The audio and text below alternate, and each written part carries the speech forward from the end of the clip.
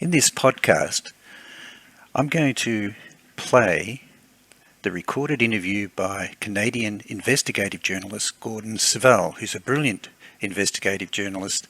I was introduced to him in the year 2000 by Bill Hamilton, the president of Inslaw Inc. He was investigating evidence that PROMIS software had been sold to the Canadian government, to RCMP and also CSIS, the Canadian Secret Intelligence Services. We collaborated for many years together, and I agreed to share with him all of my evidence relating to Australia, and we're a great team. And so in this interview that Gordon SIVELL has recorded in his interview with Al Martin, I'm going to let you hear all the comments that Al Martin is making about the truth and the real world. His comments about William Hamilton's PROMIS software legal case, Michael RICONOSCIUTO'S legal case, Catherine Austin Fitts legal case, and of course my legal case, which was in progress in 2004. I had a federal parliamentary privileges inquiry, which was looking into the threats that had been made against me by a company owned by Rupert Murdoch, who sold Inslaw's PROMIS software to the Australian government and the Federal Attorney General. But more importantly, I had a fraud case against the directors and business directors and attorney of Johns Hopkins Medicine and Johns Hopkins Applied Physics Laboratory, who happened to be the same partners of Inslaw Inc. My partners were also KPMG, and of course I had worked for Rupert Murdoch's research company and computer company that actually had Inslaw's PROMIS software. So the overlap between partners with my joint ventures in encryption technologies and the medical arena with the Australian government and United Nations overlapped directly with Bill Hamilton's company, the same partners. And of course, Al Martin has a book about the conspirators, the secrets of Iran-Contra Insider. And when you listen to all of the comments made by Al Martin, he, without hesitation, begins talking about CIA's link with NUGAN Bank, involvement with arms and drugs in Australia, and also mentions, without even breathing, the name of an Australian attorney/judge who was compromised in one of the biggest cases involving NUGAN money laundering, the drugs of drug barons bringing drugs back from Thailand and from the Golden Triangle, linked back to Ted Shackley. And he's commenting about the links with Richard Armitage and also with Richard Secord and their links with the NUGAN Bank. I am going to release a podcast very shortly about the same compromised attorney, the Australian attorney who was involved with that case, and demonstrate the level of his involvement unknown to many people. So now, as I go through this, I want to actually just brief you before we do this. Al Martin actually is talking about all of his experiences direct working with George Bush, Bill Casey, Oliver North and Richard Secord, and their efforts to set up a $350 billion enterprise for the illegal sale of arms and drugs, known as Operation Black Eagle.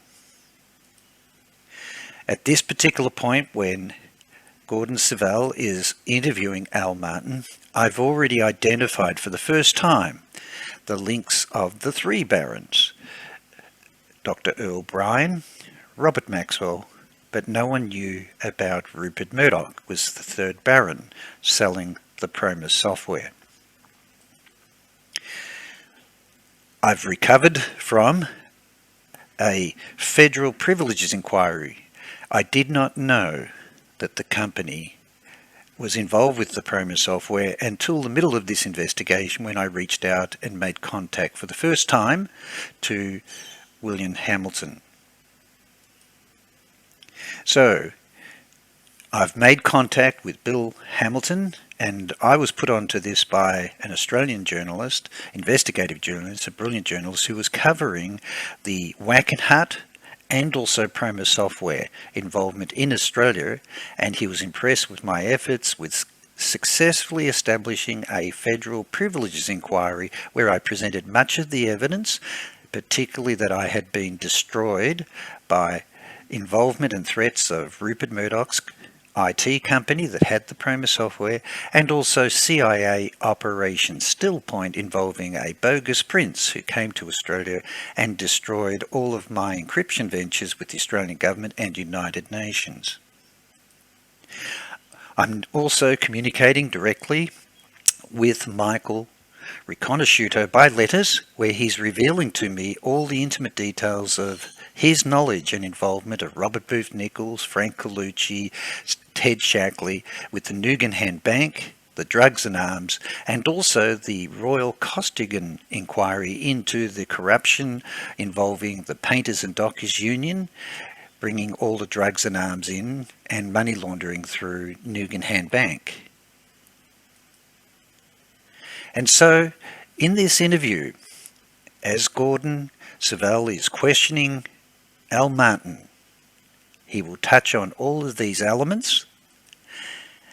And just to bring you up to date, remember I'm communicating by letters. My expertise is on Australian matters of PROMIS, the technical matters relating to Echelon, satellite network and the encryption program, and also Michael sharing with me the intimate details of how the first application was for integration within the missile fire control and command systems for the US Trident submarines using the VAX 11780 computers.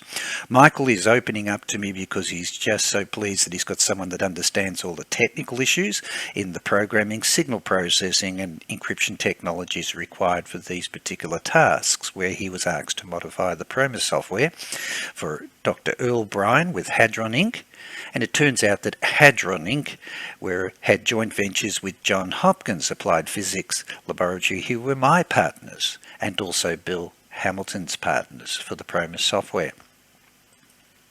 He also confirms that the second application was to integrate the PROMIS software into the Swift banking network, and it was only myself that knew that Rupert Murdoch was representing not only the PROMIS software with Bill Hamilton's company, but also the Swift banking software developed for CIA with Wang Labs, and also with Dr. Earl Bryan's team, Simcom Inc. and Hadron Inc., who were contracted to CIA. And of course, I also uncovered that the lean software, which is the PROMIS software, sold to the Australian Federal Attorney and the intelligence agencies and defence companies and Federal Police of Australia, was sold by Rupert Murdoch's company and his company Computer Power Group, who were making threats against me as a key witness to a parliamentary inquiry.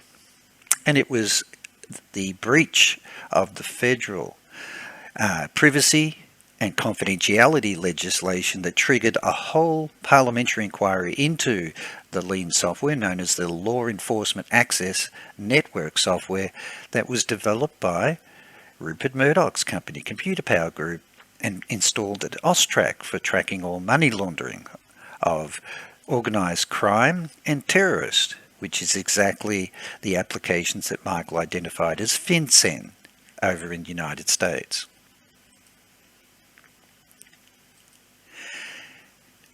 The key part of collaboration that Gordon SIVELL and I were looking at, Gordon was focusing on the aspects of the PROMIS software sold to the Canadian government, and I was focused on the key parts that relate to the Australian government. And of course, it was Danny CASOLARO had a whole chapter planned for the dismissal of Gough Whitlam, the $4 billion Arab loans affair. My previous podcast detailed the evidence relating to Robert Booth Nichols, Ted Shackley, and Frank Colucci, and also Henry Kissinger and William Colby. He was also doing a whole chapter on the NUGAN Bank, particularly the laundering of drugs and arms from the Golden Triangle, through Australia with the NUGAN Bank, and he was also touching on the October surprise, the whack and hat links of Cabazon Arms and Cabazon Casino, which I have put into podcasts definitively showing its links back to Australia with the Royal Costigan inquiry, and the part that's very important that's coming up in this interview by Gordon Savelle with Al Martin is that Gordon Savelle confirms to Al Martin my evidence involving the fraud case against John Hopkins, but also he's confirming that I have evidence relating to Alexander Haig. And surprise, surprise, it's Robert Booth Nichols that turns up a month later telling me and making threats against my life that my problems in Australia relate to Alexander Haig. And that was only known by the information that I'd shared with William Hamilton and Gordon Savelle, and Gordon reveals that to Al Martin, who is intimately linked back to Richard Secord, Oliver North, and of course Iran-Contra. And so if you look here, Costigan Royal Commission, BCCI, Iran-Contra, $2 billion brokers of death arms deal, which I have a whole podcast on, the Indochina report, which I have a whole podcast on.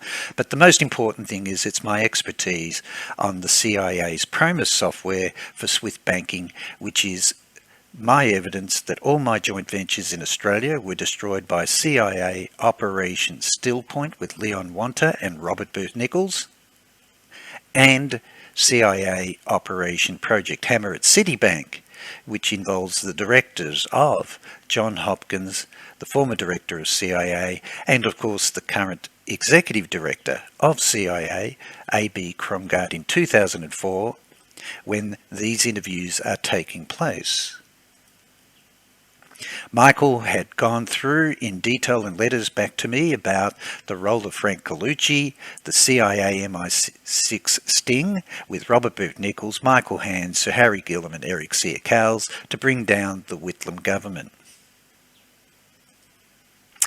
These are copies of Danny Casolaro's handwritten notes confirming the involvement of Harry Gillam, Robert Mayhew, Eric Sear-Cowles, George Bush, Howard Hunt, Ted Shackley, and of course Frank Colucci and George Pender, Earl Bryan, John Nichols, Dr. John Nichols, and of course linking back to George Bush. Here is a copy of the letter confirming the handwriting of Danny Casolaro that he was linking to all the investigations of the Costa inquiry, a $100 million arms deal involving the same parties, linking back to the NUGAN Bank and the Painters and Dockers Union.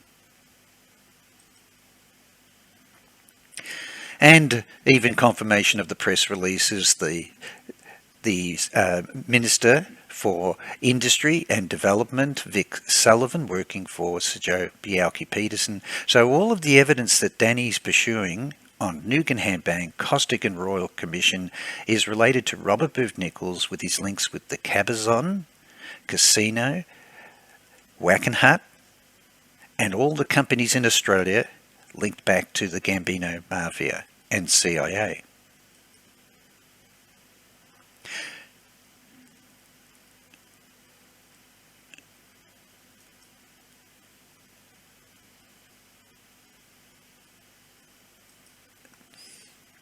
And so, let's go through the processes, the gold bullion moving through Australia that Michael RICONOSCIUTO has written in letters to me. I'm meeting with the former Queen's Counsel of the Costigan Royal Commission only 4 months earlier of this, to this interview that Gordon Savelle's doing with Al Martin, and I have identified and confirmed with Honourable Douglas Mayer that he was familiar with the names of Robert Booth Nichols and Michael RICONOSCIUTO during his secret investigations and witnesses being queried about all the money laundering operations taking place with arms and drugs linked to NUGAN Bank and the Painters and Dockers Union.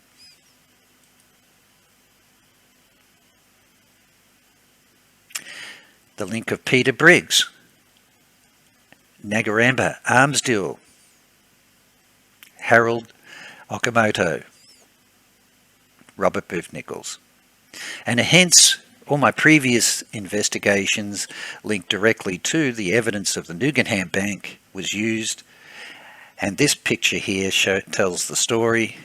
It was the companies owned by Michael RICONOSCIUTO and Paul Marascus who was murdered, Peter Zakowski at Wackenhut with Armtech, Meridian Arms with Robert Booth Nichols, laundering through Cabazon Arms Company and Casino, owned and operated by Thomas Marsden with Dr. J.P. Nichols, with the Gambino Mafia in New York. And I have revealed all the definitive transactions of Michael RICONOSCIUTO, Robert Booth Nichols in Australia with Southern Goldfields, headed by Jeffrey Stokes, Peter Briggs, and Jeffrey Stokes owns a mining resources company, and I'll just go back to that for you, with Frank NUGAN and Michael Hand. Isn't that interesting? That the minerals and mining and laundering of gold bullion going through Australia with the arms and drugs transactions with CIA and NUGAN Bank are linked directly with corporate links back to Australia. And of course I've got another podcast I'm doing which is the definitive links of Armtech over in the US with Wackenhut and another company called Armtech Limited set up, and it's operated with Robert Booth Nichols and involving David Wright, who knows Michael and Robert Booth Nichols, and I have his full testimony that the arms deals that were being done were real, it was in Australia, and it's linked to all of these companies which were identified in the Costigan inquiry, a company called Hamilton Proprietary Limited, set up by Donald Lockyer, who was directly linked to the Gambino Mafia and organised crime for the laundering of all drugs and arms through Australia. All of those companies, over 400, were sold across to Peter Briggs, who was using them for Bottom of the Harbour scheme, which he went to prison for, and that was the key link for the Costigan inquiry. And so, without further ado, I'm going to let you see the definitive interview of Gordon Sivell, brilliant Canadian investigative journalist, with my collaboration with all my evidence from Australia, asking Al Martin about his knowledge. And he talks about the legal case of the PROMIS software, the legal case of Michael RICONOSCIUTO in prison, the legal case of the PROMIS software involving Catherine Austin Fitz, and then the legal case of Peter Osborne with his evidence and his knowledge of the CIA, NUGAN Bank and arms drugs transactions in Australia. The key part is Al Martin eloquently talks about the truth, that it's only known in 3 locations on planet Earth, and everywhere else is the fantasy world. And he keeps reiterating that this is about the real world, how the real world really works. The thing is, 50% wouldn't believe it because they want to continue to hold on to the notion of Fantasyland America. The other 50% would just shrug their shoulders and say that's what that's the way we always thought it was anyway. Unbelievable. But that's the environment that guys like North and Secord exist in most of their lives. That if there's a problem, if someone knows too much, if someone is threatening to expose something, that's like Richard Secord used to say the day before Gus Connors Aviation was due to testify before the Kerry Committee hearing in 1987. I had a drink with Secord the night before Connors was assassinated at the Oak Room Lounge at the Intercontinental Hotel in Miami, where Secord used to drink. And he was there, Frank Snepp was there, Nestor Sanchez, and Dick was saying, they were talking about Connors, the fact that he wouldn't be alive by tomorrow night. And then Secord laughed and said, "Oh, we haven't decided how his death is going to be ruled yet, whether it's going to be suicide or natural causes." Of course it was natural causes. Unbelievable. That's unbelievable stuff. Just like so cavalier attitude. But this is the real world. This is how things work in the real world. The real world, why do you think people don't want to know the truth about the real world? The real world isn't a pleasant place. The real world is counter to all the values, beliefs, traditions, customs that you have been taught in the fantasy world.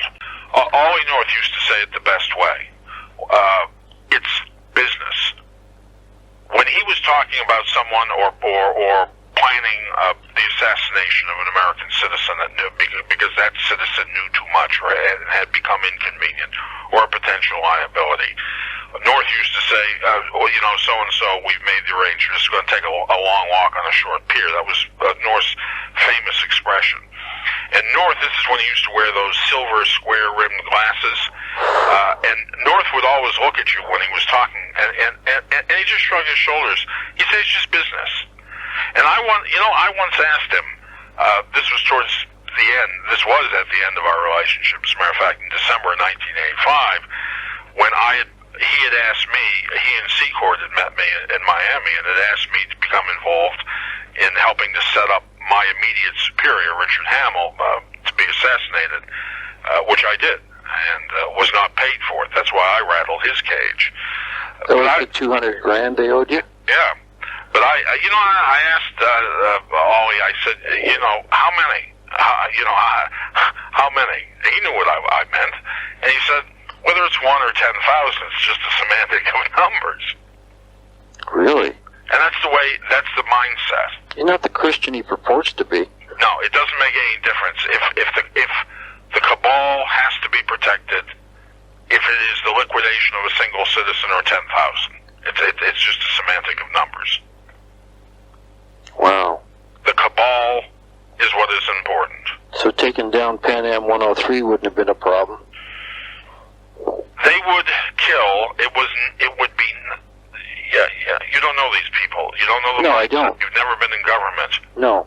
But the mindset is that if 500 innocents have to be killed to ensure that one who knows too much perishes, that's what happens. Wow. You are trying to ascribe some sense of moral belief or values. That's the way I was raised. No, but this is government. This is the real world. Mm-hmm. See, the real world only exists in Washington, or exists in a few little places in Ottawa. It also exists in a few little buildings in London and in Moscow. But these are the places where the real world exists. Everything outside of these little places, these few little buildings, these few little streets. Yeah, in Washington, it's Pennsylvania and H Street. In Moscow, it's Prospetskaya. But it's always the same. These are the little places where reality exists. All of the rest of the planet is fantasy land. Fuck. And this is the way it has to be. The world wouldn't work.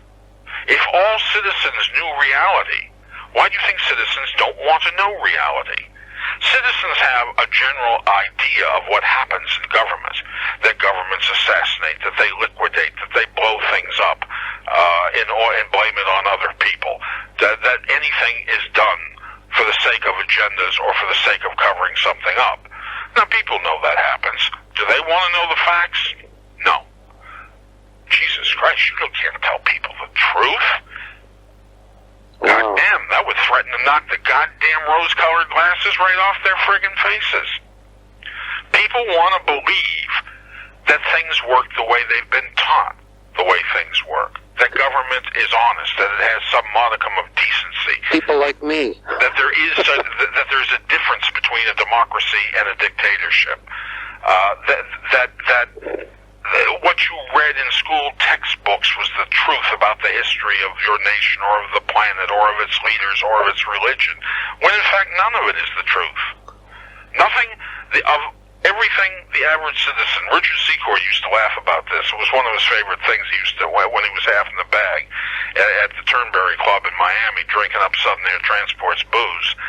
And Richard Secor used to, it was an old thing from a Reader's Digest factoid column, from some esoteric little thing years ago, that pointed out that in the United States at least, that approximately 87% of everything a citizen was taught about everything, history, mathematics, government, everything, 87% of what the average citizen was taught was a lie. Even some things about mathematical constants and equations are lies, about the laws of physics that are lies.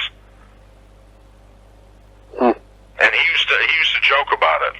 And the reference was, that's what allows government, the real world, to happen. Jeez. Everything else is a dream. Everything else doesn't make any difference. Can you imagine going through life being that cynical? But that's the real world. This is the way things really happen. In the real world, why do you think George Bush Sr. and all of his sons take either Prozac or Xanax? Why do you think they all drink a quart of Jack Daniels or a Jim Beam or Wild Turkey every day? I did for years. It's how you cope with reality. You can't cope. If you live your entire adult life as I have lived in the shadows of government, the only way you cope with it is that quart of vodka, is that quart of Smirnoffs, or that quart of Jim Beam every day. Fuck, who wants to live like that? The problem is, once you are in it, it is hard to get out. You can only, and it entices you back in, because it is in the land of reality is where exists all power, all money, all influence, where there are no limits. There's no limit to the amount of money you can defraud, steal, embezzle. There are no rules. You don't have to worry about going to prison. RICONOSCIUTO, and Chip Tatum's another one, but I can't find him. No, Chip is... I heard he's in Florida flying choppers. No, Then I heard he was in jail in Panama for threatening to kill somebody. Then I heard he was flying stuff for the Red Cross to Iraq, so I don't know. But I got 20 hours of tape, audio tape that he made. He says he killed Adnan Noor. he didn't. Well, he said he was the pilot. I know, but that ain't the truth. Well, why would he say that? Because he was, when Chip put out his so-called Tatum Chronicles, which caused a lot of excitement. I've got them. Because what he did is he put in enough of the truth to rattle the cages. And he did it at the right time.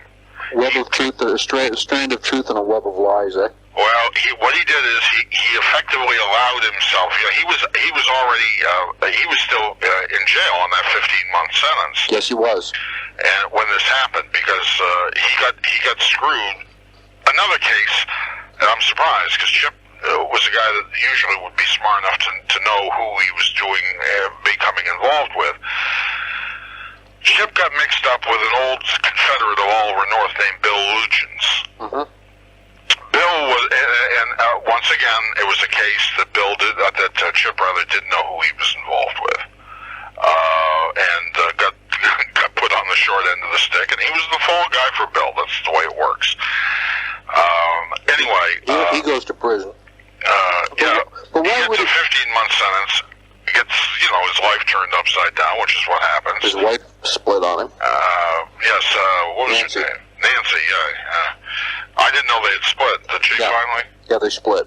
I figured that would have to come, because when he finally made what I would say his deal, when he finally resolved his situation, made his deal, I think he had 4 kids, not by Nancy, by his first marriage. Uh-huh.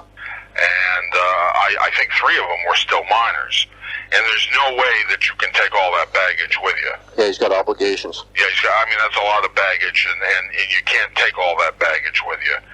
But Al, let me ask you, Al, why would he say that he was on a team, flying a team of archers that brought down the plane Adam Man was on? Why would he say that? To what end? He said that to revive interest in the case of the death of Amaran Nir. He did it in order to pressure Richard Secord. He wanted to revive. See, the one good thing about Tatum only knew so much, but he knew that which he did know had value. The key to making that valuable is knowing when to play the card. Right. He knew when to play the card. So when Secord was under pressure from other transactions and nobody wanted to get Secord really exposed. Secord, subsequently the deal, by the way, Secord got involved with a bogus medical company, and also in, I think, Eugene, Oregon. It's funny how Oregon comes into things. He and his erstwhile sidekick, Harry Adderholt, General Adderholt, who does still live in Florida. But anyway, the reason why he said that was to raise the profile of the incident once again at a time when people were trying to keep Secord, frauds that Secord were involved in, quiet. So we don't know who killed Nor then. Who, Ami? Amaran Nir. We don't know who killed him. Not really. I don't think. I don't. Those who know for certain aren't saying. Could it have been an accident? The rest is speculation. Oh, no. It couldn't have been an accident. I mean, his death having occurred literally on the heels after leaving the Hotel Jerusalem after seeing then Vice President George Bush. Come on, Yeah, he apparently alleged, I think he said he had videotape of Bush in Jerusalem. That was the allegation, or somebody's head written that or something. I think the problem is that he actually did meet with then Vice President George Bush in 1986 at the Jerusalem Hotel, at the King David Hotel in Jerusalem. I've been to the King David, so nobody denies that then, eh? Oh, no, nobody denies that. That's a fact. Okay. But the key is who was there in the meeting, and I think that was the real problem. The Israelis were definitely behind what happened to Nir. They were the ones that had the most to lose. But it was who Bush was meeting with that was the problem. How so? Because it was Rafi Eitan. Oh, shit. And that was the problem. And the relationship there was how did Rafi and that tie in? They had to put to bed what that meeting was all about, was to put to bed some liability that had been created through North's transactions with Iran, that was being created because the Israelis didn't want to act as a conduit for unconventional U.S. weapon systems, biological, biochemical, that were then being sold to the government of Iraq to use against the Iranians. The Israelis were obviously reticent and did not want to get involved in the transfer of unconventional weapon systems to Iraq, and rightfully so, from the Israeli point of view, I would imagine. Gotcha. And so Rafi was there. But he was the only guy that could make that really could make the whole situation right. That's why the subsequent so-called Iraq-gate scandal that began in 1989, when it was uncovered that the then Vice President, subsequently President George Bush Sr., had undertaken a covert effort to sell the Hussein regime unconventional U.S.-made weapon systems from 1986 on, from 1986 to 1989, more specifically. The reason why that got exposed is because the Israelis wouldn't get involved. The Israelis always could keep things quiet. By that time, the South African political situation had changed. They were increasingly out of the game, as it were. Therefore, Bush had to get the Thatcher and Cole regimes involved. And that's where the leaks how the Iraqgate scandal unfolded, where the initial leaks came from, were from the Thatcher and Cole governments. It wasn't from this side of the equation. It was from a fracture in the U.S. government. Is that what you the initial whistleblower was a salesman. Actually, the initial whistleblower was an international salesman for Univac Missile Corporation, a division of Siemens. I got involved early on with a guy named Lawrence Richard Hamill, which I write about in my book. And okay, I'll look at that. I'll read that chapter. He was a money launderer, and he was a little bit. Hamill is one of those legion of con men that hang around in the shadows of Washington, with government connections that hang around in the shadows of Washington, waiting to affix themselves into the next illegal covert operation of state. So he's a political slut. No, he was on the military side of the equation. His father, Harry Hamill, was a long-time DOD senior analyst. What chapter is that in? I don't know, it's later in the book, but I wrote about Hamill extensively, trying to describe who he was. Is that the Bush family corporate real estate and bank frauds? That's chapter 23. Let me see if I got a copy of the book around.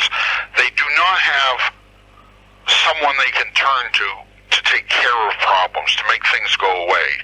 Yeah, damage control experts. And to make sure documents get shredded or people get killed or whatever. Mm-hmm. But that's why Democrats have always been pikers. Mm-hmm. Colby. Oh, that was Colby, right? Yeah. He was out. He was 1 o'clock in the morning in the middle of the winter, naked in his canoe. The fuck? Fell out of his canoe. But that's what happens. He was about to testify or something. Yeah. That struck me funny. He was naked in his canoe? Yeah, 1 o'clock in the morning in the middle of winter, because he lives right on the Rappahannock River. What state is that? I know, in Virginia. I know where his house is. He lives on where the fork in where the Rappahannock and Charles Rivers come together. But I know the development he lives in.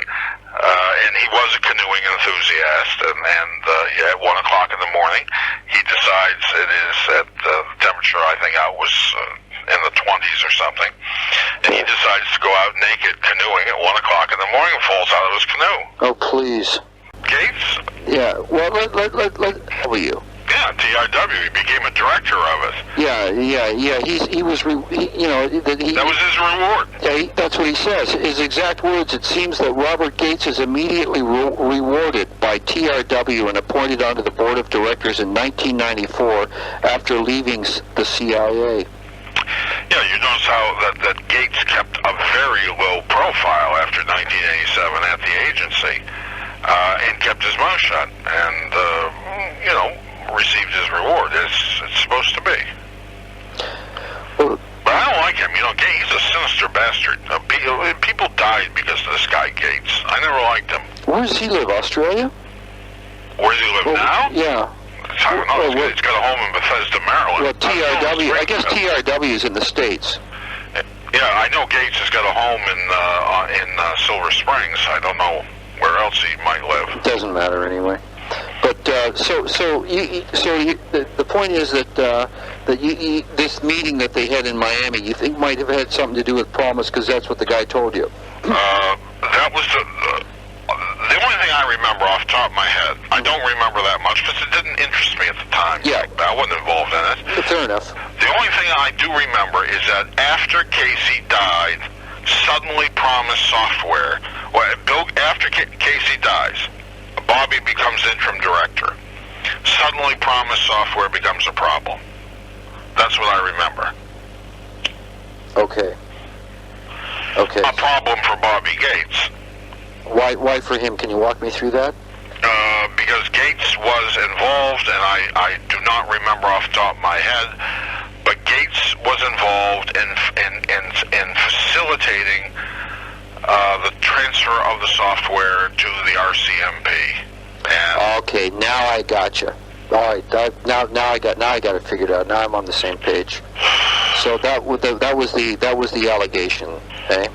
I presume it was more than an allegation. aviation, given the fact that there was concern about it, and people were prepared to spend money to cover it up. That's how you tell whether something's true or not. The truth index is how much money someone's prepared to spend to cover it up. Exactly. If somebody's prepared to spend $500,000 to cover something up, then it's a third true. If somebody's prepared to spend $5 million to cover something up, it's two-thirds true. Okay, that's important because so this guy in Quebec's a player, the guy who owned that company, that weapon. Oh, yeah, von Wagensborg. Yeah. I don't even know he's still alive anymore. Right. I don't know whatever happened to him. He was a longtime friend and confederate of Dick Secord and Harry Adderholtz and Bobby Steele. Harry who? Harry Adderholt, General, Brigadier General Heine C. Adderholt. Secord's immediate subordinate. Underneath Adderholt was Bobby Steele, Colonel Robert Steele. Now owns a computer company called Outsource Inc., which is in somewhere in Virginia, which gets all of its money from a Department of Defense make-work contract for United Defense Industries. Right. Right. Well, it sounds to me like, as far as the PROMIS software story goes, really, other than your general knowledge of it by virtue of the fact that it being in the public domain, it really was never a real thrust for you then, eh? No, it never was. Right. It interestingly enough, and I never had any interest in it. But just as a consumer of news, you knew the story, and that was pretty much it. I knew what the story was behind the scenes. And the only reason it stuck with me a little bit was because I was then subsequently asked about my knowledge of it, which indicated to me that... Which led me to you. Well, no, this was almost 10 years ago now. Okay. But I was subsequently asked by representatives of a certain power about what my knowledge of it was, which indicated to me that even what I knew, that there might be some little kernel, which is oftentimes the case, that there was some little kernel that I knew that might be a problem that I didn't realize was a problem. Okay. Yeah, I mean, you don't... That's fair enough. That is so common in this business. Right. Okay. You got, everyone's got their bag of BBs. That's what you call your information bag. And whether you ultimately... I may use that. I like that. Thanks. Well, let me tell you something. Bag of BBs. Everyone has their bag of BBs. And you know what color BBs are, so this gold, coppery color. Always have to keep tabs on you, in a way. And what happens is there's a magic line in the sand for people like me. The problem is we're not told where that magic line is. We have to find out on our own. That is, as you write a book, as you write weekly articles such that I write, as you do weekly radio shows, and are revealing a large amount of information from the past on a whole variety of subject matters, suddenly you reveal something that you don't realize is sensitive. It prompts a knee-jerk reaction in Washington. You get put through another punishment, what they call the 45-day punishment sessions. Okay. Suddenly you're arrested again. Like I've been arrested 17 times since 1988. Wow. I know what that's all about. You're held for the standard 45 days without charge. You're held under a false name. You're held in some hellhole county jail in the middle of nowhere. Nobody can find you. Yeah, You're not allowed. Non grata. You're not allowed access to a phone, and they call them punishment sessions. It's to let you know that you stepped over the line. And then but you also learn from those punishment sessions. Although they try to hide it, in other words, you might have said something sensitive 3 weeks ago, and you're not going to be arrested for 3 months. The reason why they wait is to make it as hard for you as possible to know what it is that you said that was the problem. That's why it's done, by the way. It's not done immediately, because No, if it was done immediately, it would defeat the purpose. Brilliant. The purpose is to punish you and to let you know that you stepped over the line, and to let you know what the punishment is for stepping over the line. But you don't know, or they make it as difficult for you as possible to try to figure out what it was. What was that golden crumb? Is that he was involved in just the right stuff at just the right time that could have been a real problem had he handled it right, had he handled the revelations of it right. But RICONOSCIUTO, like so many people, you know the guys that wind up with a 20 and 30-year prison sentences on trumped-up charges? Mm-hmm. You'll notice that most of them are not professional military or military intelligence or intelligence people. No, he wasn't a They are the professional. people that get involved in something that don't oftentimes know what it was exactly they were involved in. When it falls apart, they become a liability without realizing just how big of a liability they are, because they don't know how sensitive what they know really is. They then, their lives fall apart. They don't have any money left. They're trying to earn a living. They flounder around. They start talking to people in the media. They start talking to congressional committees. Suddenly, they put themselves back on somebody's radar screen in Washington, and then they're gone after. And the reason RICONOSCIUTO was gone after so hard, it gives you an indication of how important what he knew was that he didn't realize he knew. If you get my drift. Yes, I follow you completely. Interesting analysis. If he had been a professional intelligence agent, this wouldn't have happened to him. Because he would have known, he would not have necessarily been able to identify that golden BB, but he wouldn't have made the mistakes he made floundering around and putting himself.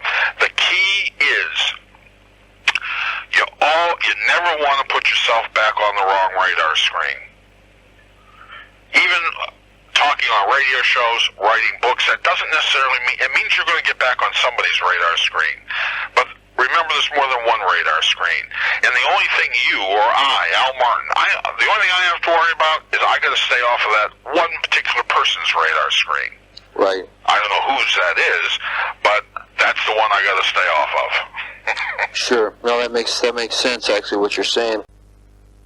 Convicted and incarcerated was to specifically discredit them to maintain the deniability of others in Washington. When did Amnesty International publish that report?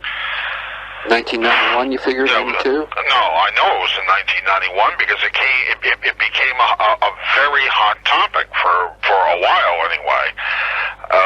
The New York Times had printed some excerpts of it, and then when Doug France had just gone to the New York Times, he was the San Francisco Chronicle's famous Iran-Contra guy.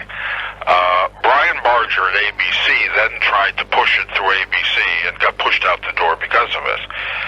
It was this report that ended the careers of many senior journalists with the syndicated networks. This report ended, for instance, Bill Plant's career at CBS.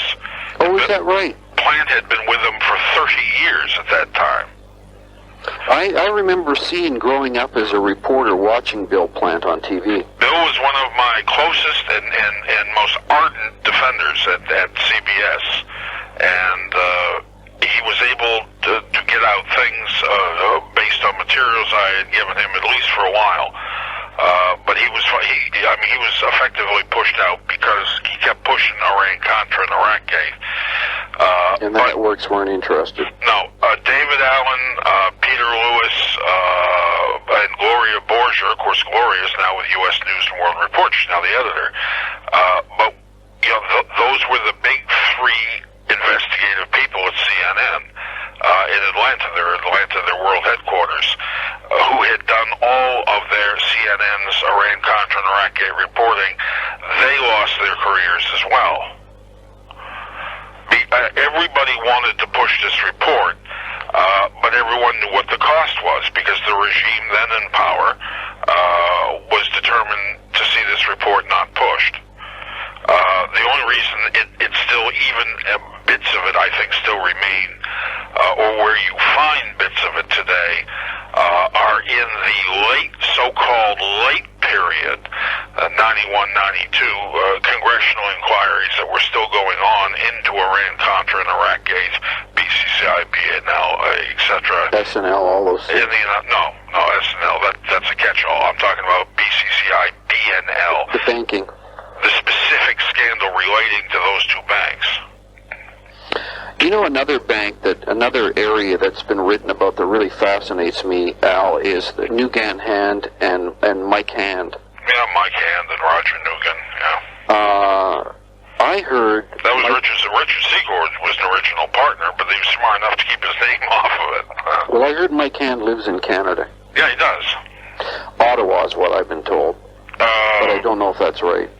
I don't know, but I know he lives somewhere in Canada. He's under indictment in the United States and Australia and Britain. Oh, he is? Oh, yeah. Oh, for sure. fraud? Yes. There's a guy that could tell a story, eh? Hand is, Nugan is no longer living. Well, he died, yeah. But Hand is still living. Although I don't think he can really go. There isn't many places he can go. Operations, which is domestic internal encryption and decoding. Are you positive about this? Oh yeah, no, I know who we're talking about. Do you know what he looks like? I know the relationship between Kritz and John Hopkins and George Bush and the Pilgrim Investment Trust, and it's why Kritz has got a luxury winter retreat in Panama. Where do you get this information from? I'm not challenging you. Because I know the people, and I know I immediately recognize the connection, and there is a connection, particularly between the NSA and John Hopkins University, and there's also a connection in Australia that fits into this within the Howard regime. You remember, you got to know, the Howard regime is extremely sympathetic to the Bushonian regime. This much I know. Back the war. But that sympathy goes much deeper. There are, as you probably know, there are very deep, very old connections between the Australian intelligence agency and the CIA. I've learned that as a consequence, and it goes all the way back to something called the Royal Costigan Commission. Anyway, this closeness was evident in the 1980s when a Australian federal judge was intimidated and entrapped, who was hearing a case involving Nugan Hand Bank and Southern Cross Aviation, the Australian subsidiary of Southern Air Transport. Well, this was part of the Costigan Commission hearings, which were spiked in the end. The judge's name was Murray Farquhar. I don't know that name. That doesn't sound familiar. Yeah, a few other people. ABC, the Australian Broadcasting Corporation, attempted to do a feature piece on their Four Corners electronic news magazine, Sunday Night News Magazine, about this. This was a big case at the time. Well, this guy just sent me an email. I don't know, more than 4.9%, more than the limit of Lone Star stake is owned by the Pilgrim Investment Trust, which is a common link in all of this. I don't know. This poor guy. I mean, I feel sorry for him. He's just another Bill Hamilton. Yep, didn't understand the bigger picture, didn't know what he was doing, and that's the end of it. There's nothing you can do for a guy like that. No, I mean, he's still fighting and stuff, but there isn't a law firm in Australia that would go near it, he said. No, he's not. Why? I mean, he's got to understand. Don't fall on your sword for it. Don't do what Bill Hamilton has done. Because he didn't know any of the people. He didn't understand the connections. He didn't know what he was doing. Which means he's not in a position of power. He's got no bargaining chips. Oh, no. He's now working as a high school teacher. No, it's over for him. That's it. He was a player in the government at one time. Like George Bush used to say, when we fuck you, walk away from it. And he's right. Have you ever heard of an Australian company called Computer Power Group? Yeah, I have. The only reason I know it is because Computer Power Group is Secord's got some connection to it. Well, this guy is convinced. He's told me, and he sent me a ton ton of shit that he can prove unequivocally on paper that Computer Power Group stole PROMIS and distributed it in Australia. And Alexander Haig's name is tied into it big time. Oh, IT, International Technology Group, that's how I know Computer Power Group. Computer Power Group's prime client, as a matter of fact, I think their only client is ITG, International Technology Group, which for a very long time, ITG's, the chairman of the board of advisors of ITG was Alexander Haig. George Bush Sr., George Shultz, Henry Kissinger are all large shareholders in the company. Well, the funny thing is, Bill Hamilton told me. Or the way he thinks they would do, and they don't. Well, it's because he's not all that cynical, I guess, by nature. And it's not cynical, it's called reality. I know, but you know what? Most of us, you know, you're the exception, or there's exceptions like yourself, but most of us believe that the system is in place to help people. That's what we've been schooled on. That when the policeman comes to your door, he's your buddy. You know, he's there to help you. Do you seriously? Who in their right goddamn minds would seriously believe that? 90% of the population, like you said yesterday, that looks at things through rose-tinted glasses. Well, I guess that's how... those are your own words. I guess that's how the cabal maintains control. Well, I think you said it apropos yesterday. You're quite correct. You are correct, Al. You know, you're correct. The government hopes that the majority of people continue to operate in that vein, seeing things through those rose-tinted glasses that you so rightly characterize. Oh, God. I mean, a guy like yourself would be frustrated with a guy like Hamilton, because you'd think that he was stupid or naive. He is both. Well, and he continues to be. But he's neither, really. Of course he is. Well, it's his function. Who did he go to school? He went to school with the FBI director, I guess, Freya or whatever. The guy who was... Louis Freeh. Louis Freeh. He went to school with Louis Freeh. And so, boy, Hamilton was hoping that connection would get him to admit that the FBI FOIM system was actually a progeny of PROMIS. What, he thinks Boynton Gray, the former chief counsel to George Bush, the man who is in the center of the October surprise, is going, an arch-Bushonian Kabbalist, is going to help him? What the hell's the matter with Hamilton? I don't know, but my friend John Belton in Canada says the exact same thing that you say.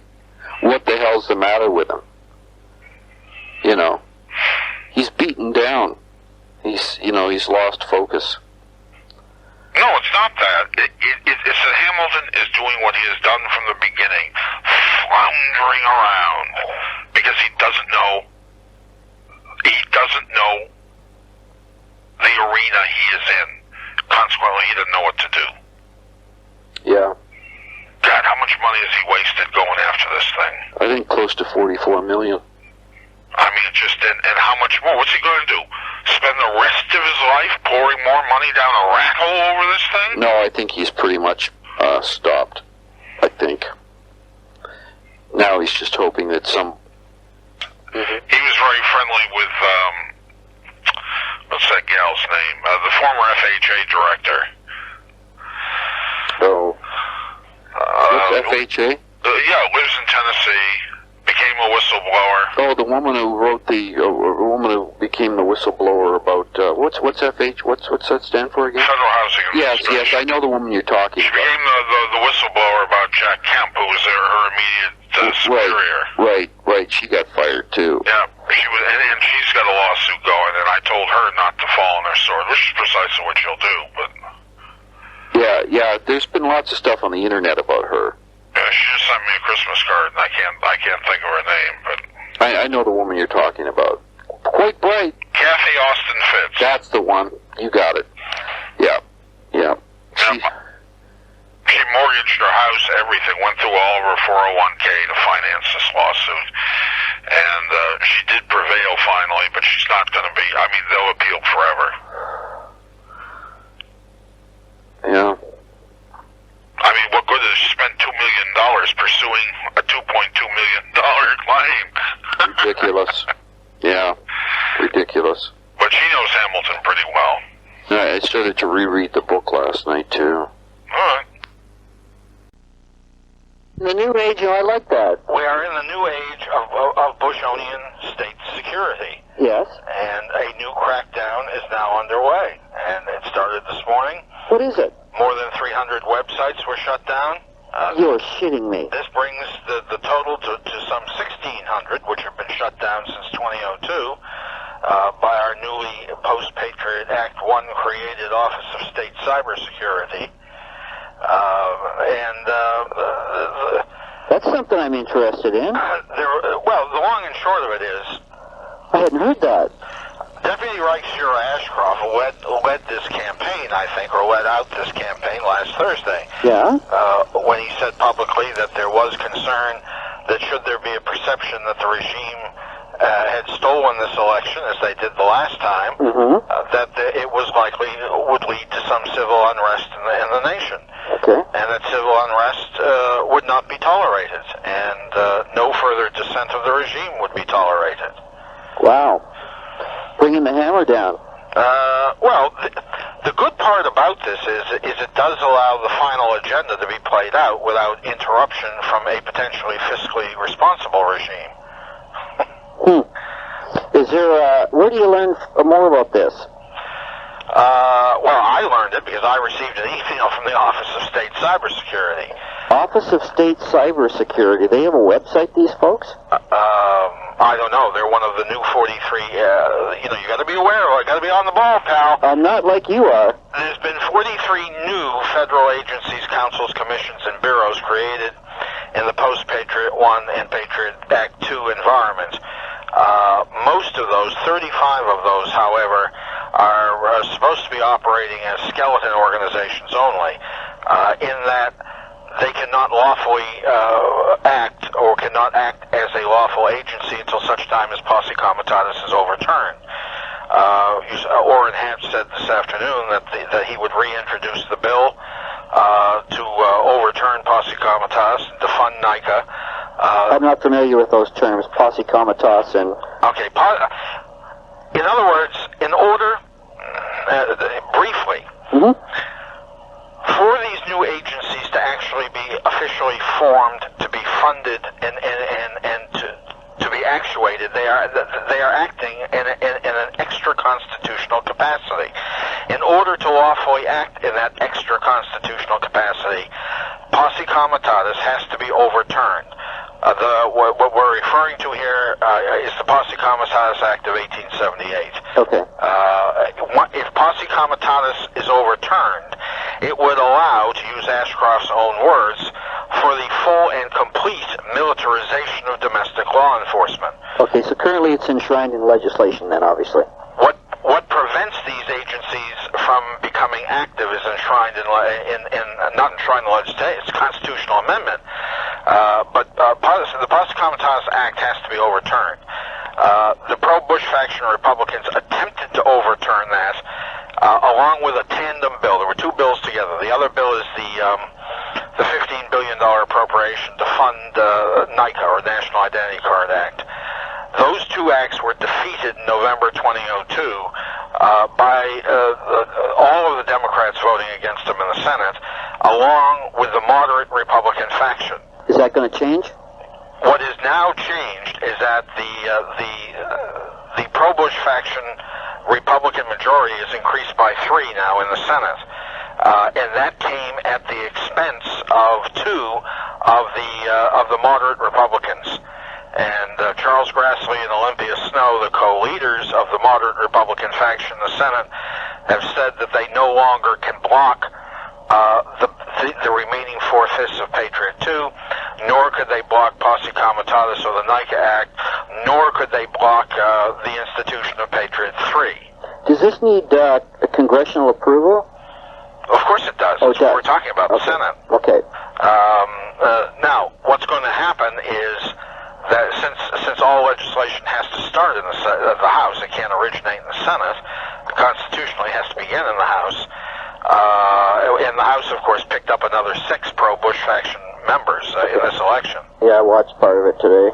But pro-Bush faction House leader Tom DeLay, the dangerous right-wing nut, and his Confederates, Richard Baker, Duncan Hunter, and Dan Burton, the Bobbsey twins. Burton, I know. Yeah, Dan Burton. Anyway, they're going to quickly reintroduce the bill to overturn posse comitatus and to fund NICA. The tandem bill with NICA is also the $4 billion bill to paramilitarize the NWA, or Neighborhood Watch Association, which is a tandem bill. The 4/5 of Patriot 2 not yet into law, which is now being piggybacked on the back of appropriation bills, because public opinion polls show the American people don't want it, and therefore to get it passed, the old trick of piggybacking it onto funding amendments is being used. The long and short of it, all the remaining sections of Patriot 2, including the sinister 215, which is the Internal Deportation Act, which is what people like me are most concerned about, will be in law by the end of this year. And further, Patriot 3 will be introduced by Orrin Hatch and John Warner right after the sitting of the next session after January 3rd. In a nutshell, what are they designed to do? Well, Patriot 3 will effectively end the rule of constitutional law in the nation, as Orrin Hatch admits. Orrin Hatch says that, of course, to use his own words, loyal citizens don't need to be concerned about the loss of their civil rights and constitutional liberties because loyal citizens support the leader. This is the new official language adopted as of today. In the House, both in the House and Senate floor, for quorum call bills, no longer will the word George Bush or the President or President George Bush be used. Simply the word the leader has now been officially adopted. You're right up on this, eh? Well, because it affects me. That's why I am so up on it. You mean as a U.S. citizen? No, it affects me in my capacity of running these 2 websites and doing radio shows and writing articles and writing books. It affects me. So what kind of, in simple terms, how will this encroach on people's liberties then? Well, the passage of Patriot 1 and assumed to be complete passage of Patriot 2 that dramatically reduces particularly First Amendment rights. Even the right of free assembly now has been diminished under Patriot 2, wherein if more than 12 citizens wish to meet in a public forum for the purposes of dissenting against the regime, they must now have the special political permits offered, which you get through the Office of Internal Security. Who's resisting this? Nobody? No, who's resisting is who you would expect to resist in this country, which is most of the left-wing public interest groups. ACLU, Judicial I have Watch, seen nothing about this on Center for CNN. Constitutional Law, etc. Common Cause. There's innumerable numbers of these so-called citizen public interest groups, but there is no real organized opposition to it. There can't be, and the reason why is that the very rules now proffered prevent any organized opposition, since the information of what is happening can no longer be disseminated in mainstream media. So they're trying to creep into the internet too. Well, what they want to do is because the internet is the last venue where the truth is being told, and the complete passage of Patriot 2, more specifically Section 3040, which is the next will be passed. That will be passed in another 2 weeks, on the back of yet another multi-billion-dollar special appropriation military funding bill for Iraq and Afghanistan. What the Office of State Cybersecurity and its newly created sister agency, the Supreme Office of World Internet Police, wish to do is to exert complete control over political content dissemination on the internet. which is effectively what they're doing. What department oversees this? No, not FBI. No. Department of Justice, or? No. Right now, who oversees it are the only two agencies that are in business lawfully that can do so, and that is the Office of Information Awareness and Exploitation and the National Security Agency. Oh, the NSA. But the NSA has a newly created tandem agency, sister agency, the Office of Internal Security, which is one of the new 43 offices created that can't be in business yet other than a shell organization. The new totem pole, in other words, has already been put together. It's simply you need one act to be overturned. How this all works is that the NWA, the Neighborhood Watch Associations, are to be paramilitarized and will now act less in a crime prevention function and more in a political function. They're the ones, I see them around my neighborhood all the time in their state security golf cart with their orange and black hats and the clipboards, writing down who doesn't have an American flag made in China out in their house and that type of thing. And when the NWA is militarized, they will report to the CDF, the Civilian Defense Force. The CDF, which is a federal agency, but will operate at the state level. They will have offices in all the individual states. Right. The NWA then reports suspicious citizens suspected of being disloyal, seditious, treasonous, etc., will be reported to the Civilian Defense Force, which is really a giant collecting agency on the state level. They then report to the Office of Internal Security. If the security threat profile is high enough, since now all citizens in the United States, all adult citizens above the age of 18, are being classified now in a security threat profile which goes from E1 to E8 classification. Really? True? Yeah, that's the new classification designation. I've never heard this stuff. Why do you think the Department of Justice bought the database from Oracle for $360 million? Because it was the most complete database of U.S. citizens that existed. But it is the FBI and the Office of Internal Security, combined with the National Security Agency, the Office of Information Awareness, and one of its subdivisions known as CESPOD, the State Psychological Security Operations Directorate, which are now formulating the threat assessment intelligence. My God, man, sounds like Nazi Germany. Well, you have to remember, of course, that both the Patriot 1 and 2 were translated, the mastheads of the actual bills are translated verbatim from the 1965 Soviet Internal Security Enhancement Act. Jeez. What's the oversight on all this? Well, there is no oversight. You're kidding me. No, these are state security measures. There is no... So nobody reports to anybody? No, understand what has happened in this nation. Not only has the Patriot Acts and the ensuing, the 53... Okay, here's the chronology. Patriot 1 passes. That's originally a 400-and-something page act. That passes, H.R. 3161. When was that, 91 or 92 or something? No, you're talking about, that's 1995. That 95. Is the original security legislation that Orrin Hatch proffered in 1995. That was what, after the Oklahoma? But that wasn't a Patriot Act. That was an Anti-Terrorist Act. Okay. 3147. And then under this regime, Patriot 1 passes. After Patriot 1, there are 53 ensuing separate amendments that pass, X of Patriot 1. The most sinister being the Emergency Extension of Law Enforcement and Domestic Military Powers Acts. This was an effort to get around posse comitatus, to allow the military to conduct these frigging security sweeps on buses and trains and things. Okay. Asking people for their identification and such. You know, on the surface, it doesn't sound unreasonable. On the surface. All of these 53 bills have gotten incorporated into Patriot 1, thus turning Patriot 1 into what's called an Omnibus Act. That's how a 400-page act now becomes a 1,700-page act. Then comes Patriot 2. Patriot 2 was defeated, mainly because the pro-Bush faction understood public opinion that had turned against it. Right. That is then broken up into 5 sections. Now the pro-Bush faction, House Majority Leadership, is piggybacking each one of those sections onto the back of various spending bills. This process will be completed by the end of the year.